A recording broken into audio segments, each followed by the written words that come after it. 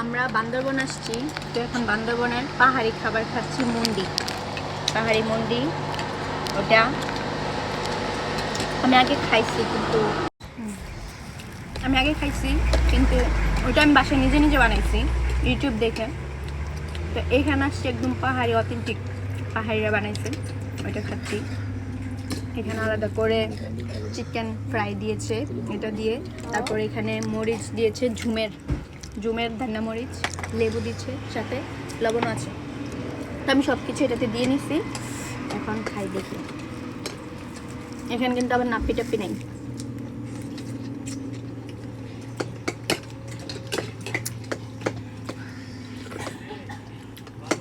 অনেক মজা, আমারটা ধারে গেছেও না। নাইস, ওকে। এখন কি ওনাদেরকে সবার ট্রাই করা উচিত বলো? সবাই এটা খাইতে পারেন, যারা একটু টক টক ফ্লেভার পছন্দ করেন, লেবু দিয়ে খেতে। আরে যারা পাহাড় আসবে এটা খাইতেই হবে মাস্ট। পাহাড় আসলে এটা যদি না খান তাহলে কিন্তু আপনি মিস করে ফেলবেন।